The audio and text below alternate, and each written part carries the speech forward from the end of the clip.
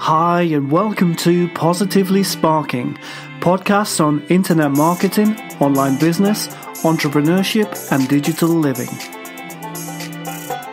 Today I'm with Neil Henry, Director of Positive Sparks, and in this festive month of December we're going to be discussing our favourite web marketing developments for the whole year. Hi Neil, how are you today? Good morning, Phil. Yes, I am very well, thank you. How are you? Pretty good. Have you noticed it suddenly feels festive this week? It's not just the cold weather, I don't think. I think something's changed from the end of November. Yes, it definitely has now that we've got frost, significant frost, but also today, seen as though it's the first day of December, and my wife bought some random jumper for the dog that we put on the dog this morning, and it looked ridiculous, and she hated it. And then also because I opened my first Advent calendar chocolate on my Google Advent calendar today, and it is a very nice chocolate indeed. I did the same. Isn't it's that a nice chocolate? Amazing? Yeah, it is. It is. Do you know what happened with mine though? I opened the window and the chocolate wasn't there. So I had this kind of horror that I'd not felt since I was 10 or something, when my sister used to steal all my chocolates. And what had happened? Dropped down? Yeah, that's exactly what happened. Yeah, so in transit, all the chocolates have shifted to other kind of windows. So sometime later today, I'm going to replace them all, put them back where they belong. That's a terrible endorsement of Google. My calendar's perfect. I don't know what you've been doing with it. But mine came Shifting further. it around in the back of a truck. Who knows? Yeah. So with this festive tone in mind, what we're going to do this week is talk about our favourite web marketing things of the year. So whereas each month we look at something we've noticed in the news that particular month, this month, as it's the end of the year, we're going to go ahead and choose our favourite things. And then first thing I wanted to say, Neil, is we're not quite at the year anniversary of our first podcast, but we're not far off. So we started on January the 13th last year, believe it or not. Yep. So we've had some good time now looking at everything each month.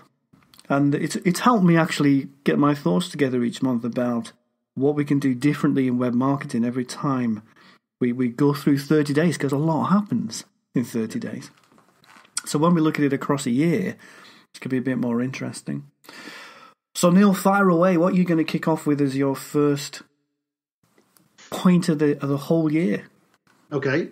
Well, rewinding back last year when we talked about the very first podcast was online transactions and the types of systems that were out there, online transactions. And then later on in the year, we talked heavily about Google Maps. Now, those two were really at the forefront of my mind for this. But then I thought, well, these are not really going forward into 2017. What will make a difference for specifically the small business? Because online transactions now are so much easier to integrate. And Google Maps is an essential element of any small business being seen and found online. But with that in mind, I think the next step, and what I've found over the last 6 months, is it's all about personalization of the messages and the things you do online, whether that's an ad or whether that's your web presence or a specific landing page. Everything needs to be personalized. With that in mind, I have two specific areas of focus that I think are crucial going forward and have been crucial to getting to this point in 2016. I'll go into the second one in a bit, but the first one is WordPress.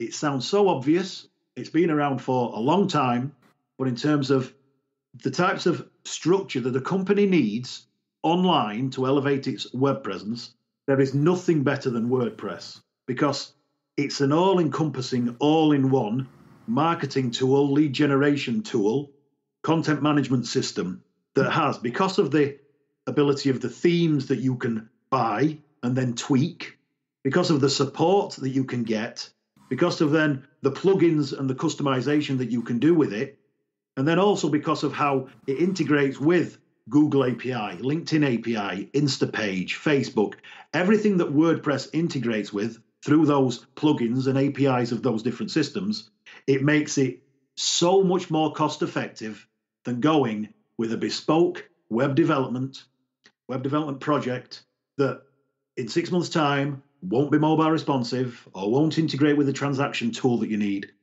Whereas WordPress in itself, I could say Joomla for e-commerce purposes, but certainly for all of the different marketing needs of a company today, WordPress as a digital tool is priceless. Sometimes we forget the great things we already have, don't we? I think it's a good point to mention WordPress because often I'm guilty of this where I tend to jump on the latest thing because it's cool and it's different and interesting. But WordPress has been around quite some time now, but it never ceases to grow. That's probably its greatest asset, is wherever it was a year ago, it's now in a different place a year later. And you were talking about e-commerce sites there. Now we have things like WooCommerce and all the other WordPress plugins and extensions that actually make e-commerce easier too. So it is a phenomenal web platform for any kind of website really nowadays. And to think that's all grown from a blogging tool is quite incredible. Yeah, exactly, because in this day and age, people are feeling the pinch in many different ways.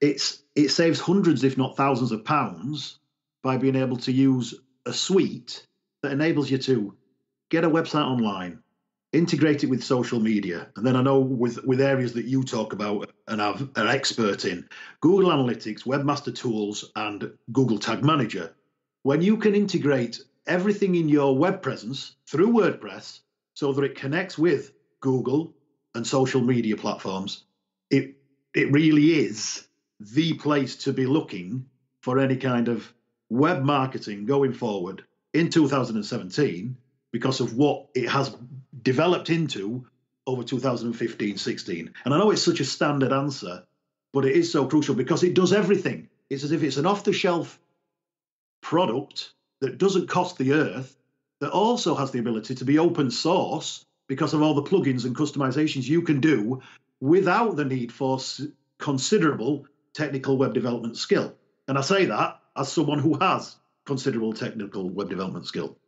Absolutely. It's really about integration, isn't it? Because WordPress, as you just mentioned there, integrates so easily with so many things, it makes everything so much quicker. And that word, I think, will be a huge word going forward. So just today, I was chatting with one of our customers and friends, Sam, about alternatives to MailChimp. And there are quite a few of those. They're more and more every few months, really. But the one thing that MailChimp has that none of the rest quite have yet is pretty much integration with everything else, because everybody knows about it. And that's what WordPress has too, because it's so well known, everything will seek to create a WordPress plugin or extension or widget. So whatever other things you use, there probably is already at least documentation and probably a simple plugin install to connect it up with WordPress. Makes it all so much quicker. I think that's a good one, Neil. WordPress. Yep. Let's not forget it, because it is there. It's a big part of what most people do online. So going on that theme of integration, I'm going to talk about Google Tag Manager, which is one of the big things I've learned this year. And Google Tag Manager, for people who've not encountered it before, is a free tool from Google, which allows you to install a tiny bit of code on your site in the same way we do analytics. And then from a different dashboard, we can then easily create lots of other installations on our site. So if we imagine, let's take one of your fine WordPress sites you were talking about. To date, we would install analytics. We would go and install a Facebook pixel. We might also put some MailChimp code on there. And we do at least 3, 4, 5 things to integrate the different tools that we use via the header and the footer and other places within the WordPress setup. So using Google Tag Manager lets us do that with one install on the site, and then we then use the dashboard to install all of the different elements that we need. So that's really what Google Tag Manager is as in its essence, but then it also has these other cool possibilities. Because one of those installations is analytics, for me as a web marketeer, I can then go and create lots of tracking devices for different things in very simple ways. So you imagine, Neil, in the past, if we wanted to track someone hovering over a button versus clicking it, that would involve quite a lot of code. If we wanted to track people visiting page A, page B, and then going to a different domain or landing page, that could be quite complex as well. Google Tag Manager makes all of that really simple. So it's another simplicity tool that offers us speed and huge flexibility from doing something very easy. Have you had a look at Google Tag Manager yet? Yes, we've got it integrated on various WordPress sites. I don't know the ins and outs of it from the dashboard as you do, but in terms of, as you say, I was going to actually ask you a question just to explain. When you say tracking device, what would you call a device? So, a button? A button. Yeah, so it could be any kind of behavior we want to track. So, an example of where I've been using Google Tag Manager on pretty much every site is in slightly manipulating bounce rate. So this is, I hope, not too technical for people listening to the podcast, but bounce rate, probably everyone knows, is the idea that people land on your site and then they disappear. They don't browse any further. So when we look at our bounce rate, we think, oh, that percentage of people didn't bother browsing along another page. Now, analytics by default treats someone who lands on your page and disappears within a millisecond in the same way it does someone who lands on your page and hangs around a while. Now, what if you have a homepage with lots of words on it and they scroll and read? Then that's still a bounce. But that's a very different type of person. So using Google Tag Manager, we can say, okay, trigger a tag when someone lands on the page, hangs around a while, and scrolls. So we prevent that person from being someone who's called a bounce. And it changes the kind of data we have on the people we're looking at. So we might want to show that person a remarketing ad, a few days later. And we'd have missed that person out had we not manipulated bounce rate. So that's the kind of thing Google Tag Manager allows us to do. It's very much a tool that allows us to personalize our web tracking for web marketeers. So that word that you used before, personalization, is a key, because every site is different, whereas analytics by default tries to apply generic values to every site. So like everything Google does, there are some great resources online to learn Google Tag Manager, or learn enough to achieve what you want to do. And I highly recommend everyone has a look. It's a really interesting new tool from Google. It's actually been around a couple of years. I'm saying new. It's new this year for me. But it offers so much possibility. I can see it's something I'll be using again and again and again and again. So Neil, you had another tool very similar to that in some ways. Yep, a new tool from Google that is very, very new, and I think it's an extension to what Tag Manager enables you to do. Google Optimize is the ability to go and test variants of a web page, so you can effectively create multiple versions of a web page with subtle changes, fonts, color schemes, layout, text, positioning, buttons, so forth, and then you can track and experiment with those different pages, setting different visitor goals in mind for each of those pages. So you might have an A/B test of a page where you change certain things so that you in essence are looking at a visitor and wanting them to potentially download something. So you might look at an A/B test of how a certain button position, certain call to action text, certain imagery helps get that conversion to occur. Google Optimize enables you to do that, and I believe, I'm not sure of the intent of this from Google, but it seems to me like that is probably an extension to what Tag Manager has been enabling you to do.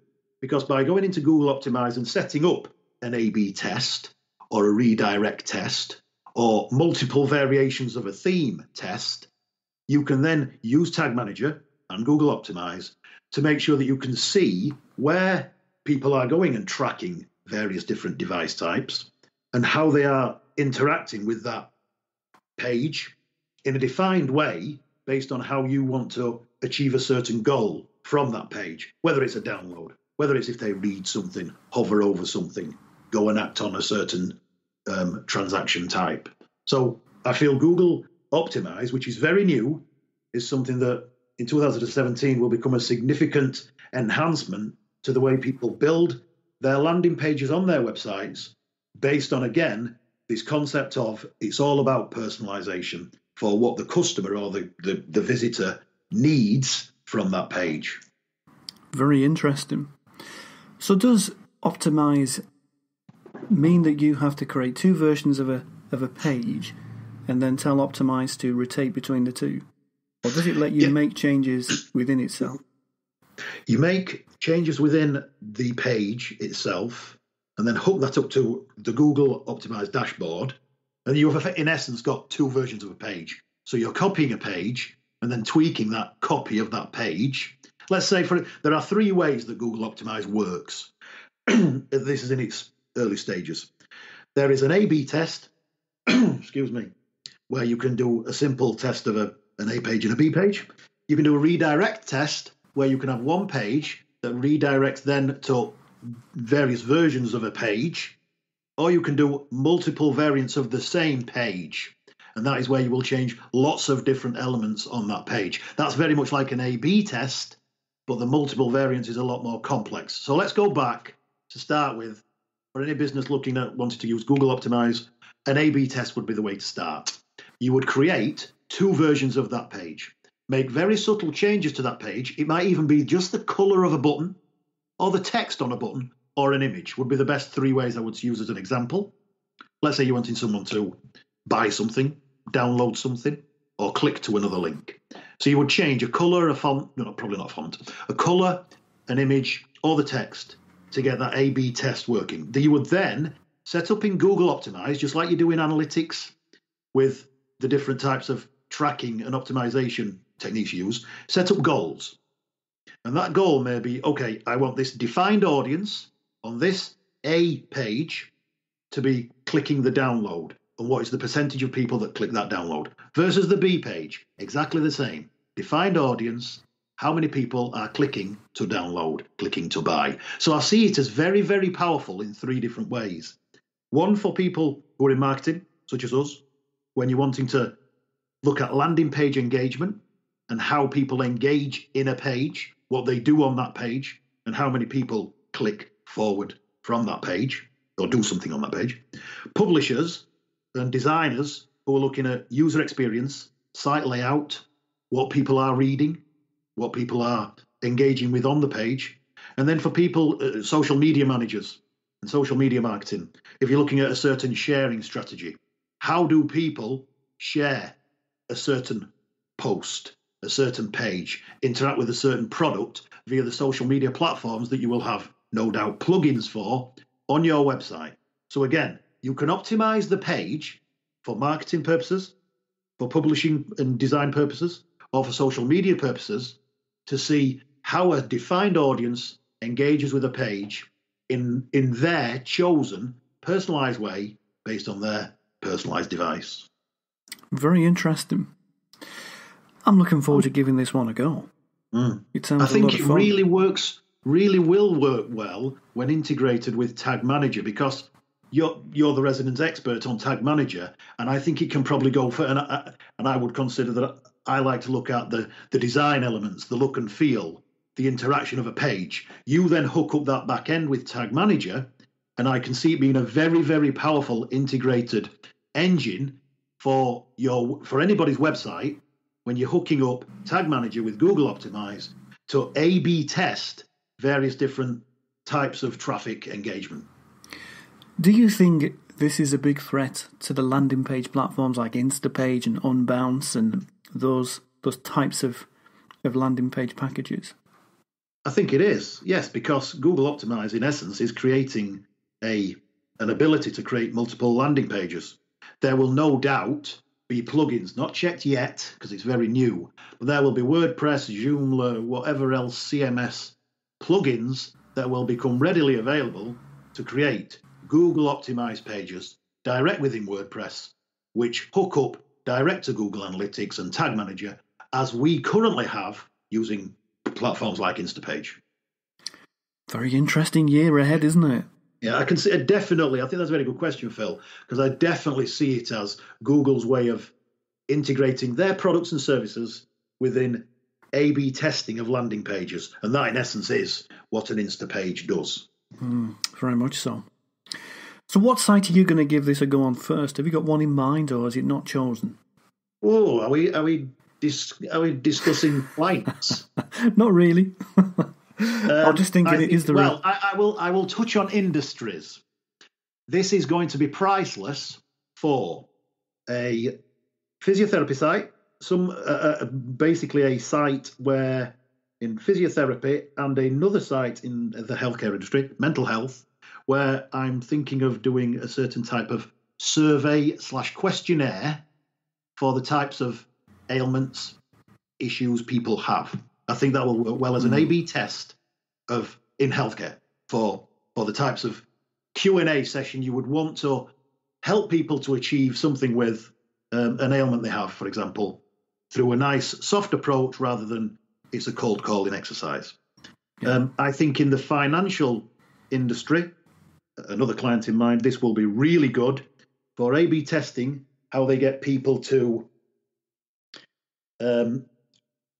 get an online quote. So it's really how you get a quick quote. I think that would be priceless for, I mean, there's so many quick quote options out there. To A/B test the best way to get someone to click a button to fill in a quick quote form.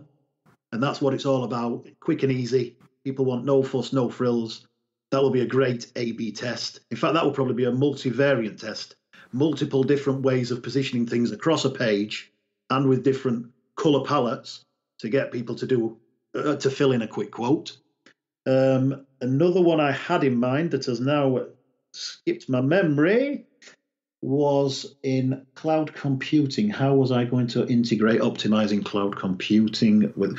That's it. So the content. So a client of ours that we do a lot of content for is in the cloud computing and managed hosting space. They have a lot of material that is downloadable. So I would use A/B testing using Google Optimize and Tag Manager to see how people are downloading their ebooks, white papers, case studies. And I would play around with Google Optimize with the plethora of content we have for them that we know we can use and get them to download, get people to download in various different ways. I think that will be a really good one because we have an absolute armada of content that we can use for A/B testing purposes when it comes to download this in exchange for an email address, download this, and it just automatically downloads a PDF. There's so many A/B tests that we can do there. I think for content marketing purposes, that will be really good as well. All very exciting stuff. So what we'll do next year is a follow-up podcast on how Optimize has helped something be discovered. That sound a good idea? Yeah, brilliant. Great. So after those great Google tools, I'm going to go into a Facebook tool. And in the same way you spoke about WordPress, I'm going to say Facebook ads. And I thought about this a lot. You know, what are the big things of the year? And Facebook ads has been probably my favourite advertising tool now for knocking on the edge of 3 years in total. The two things that have come out from Facebook ads this year, which I think have changed the way we've done things, are firstly lead ads.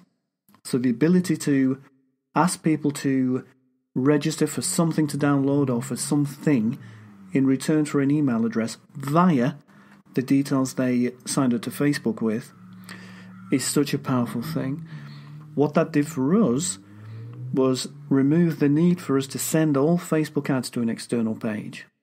Now, sometimes the external page is still more powerful, but often people are using Facebook when they're on the move, and so a lead ad, because it didn't take people to an external page, because it brings up a pop-up within Facebook that self-populates itself, and people simply click on submit, became a really powerful tool for us in all kinds of industries because it was quick.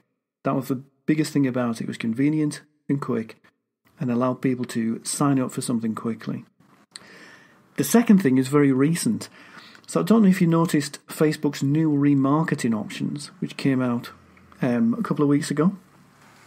And these are currently live in the US and haven't yet come to most accounts in the UK. Now, Facebook allows us to remarket to people who visited our Facebook page. So not our website, but our Facebook page. That is a massive move. That, in effect, allows people who don't have a website and only have a Facebook page for their business to now use Facebook ads. That is an incredibly powerful statement. I don't know if you know, Neil, anyone who runs their business off a Facebook page rather than a website?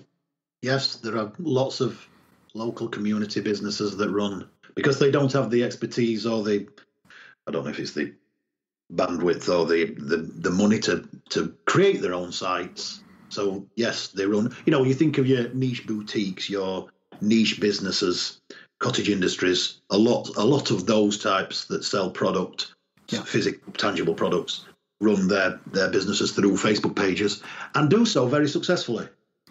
So now all of those people can use Facebook ads in a very different way because of that one move. And it's such a powerful thing to do. It also gives us options where people do have a website and a Facebook page to start thinking about what we would do for people that visit both, or how we take people from one to the other via an ad as opposed to a simple link on the site or the Facebook page. So that's one I'm very excited about using in 2017. But lead ads has been the biggest advertising change for us, I would say, in 2016. What do you think, Neil? Very good. I think that's really quite a powerful. I didn't even know about it. That's quite a powerful innovation going forward because it springs to mind a question: is the website going to become not obsolete but less powerful in the same regard as the search engine has become less important when it comes to now? You think of Facebook and Google, the powerful ad companies in the world. It is such an intuitive move for people to find exactly what they want through a social ad, a banner ad, Google ad network, the search engine, the website. Are they going to become marginalized? It sounds so preposterous to say. Are they going to become marginalized because of things like Google Optimize and the innovations that you just said there for Facebook with lead forms and the customization that you now can achieve? It's a great question, and absolutely one that I've been thinking about too. But even this year, in one of our podcasts in the spring, we spoke about how smaller businesses would often use a Facebook page instead of creating a blog because it was simpler to update. And that is really great credit to Facebook in the way that they've grown their advertising network to the point at which you and I are asking this question, because the one thing Facebook does, or it does two great things. It allows people to simply update that page. Very simple. Pretty much everybody can do it. But now it allows people to advertise that page in new ways. So it really does become a competitor to the website. The problem with a website is people have to find it. Yeah. So when we create a website, we have to find ways of sending traffic to it. Facebook ads is one of those ways. But they're offering this option. And so I would say if a business is locally focused, have a tight budget to launch that business, it's probably better to start with a Facebook page and to promote it through Facebook ads, spend the budget there, than it is to create a website. Yep. An interesting question. Yeah, it is. So Neil, what are you going to go for as your favourite thing of the year? My favourite thing of the year is none of these. It is the advancement of Google Maps, because I find it now for any kind of local search result that anybody types into Google, The map is becoming omnipresent. Google is so savvy to the type of search result that people put in that the result instantly comes up with either a Google Shopping carousel or an ad, and there's always a map. And the map is so defined to Google's platform of telling you exactly how far, who they are, reviews. There is peace of mind, transparency about seeing the map, knowing someone that you could potentially see a website for, see a phone number for, potentially see reviews for, that really does help. And I think with the integration of how Google have now integrated maps into their search platform, to me, 2016, that's the best thing I've seen integrated. I would hope that I see either Google Optimize or Facebook lead forms, and going forward with the next advancements of lead forms in Facebook be the two things that I talk about in this regard next year. But right now, it's Google Maps. My favourite thing is Google Tag Manager, simply because I can't stop playing with it. I've tried to describe some of the things you can do with it today, but there is so much potential. It's there to be utilised and used in creative ways, and that just draws me to it. So that's going to be my favourite of the year. Very good. But overall, Neil, I want to thank you for doing all these podcasts with me across the year. It's really good to look back today at all the ones that we've done and choose our favourite things. But it's been a pleasure doing these podcasts with you. Yeah, absolutely. It really is a pleasure. I wish we could do more of them, to be honest. But the sound of our dulcet tones is probably enough for anyone once a month. Well, who knows what the new year brings? Yeah. Yes, thank you, Phil. It's been an absolute pleasure. Cheers, Neil. My name is Phil Byrne, and I'd like to thank you for listening today. If you have any questions on anything you have heard in today's podcast, feel free to email your queries to podcasts@positivesparks.co.uk. We are an online advertising team who strive to help you thrive online. Want to know where to start with pay-per-click for your business? Download our free online advertising pack at positivesparks.co.uk/pack. Until next time, goodbye.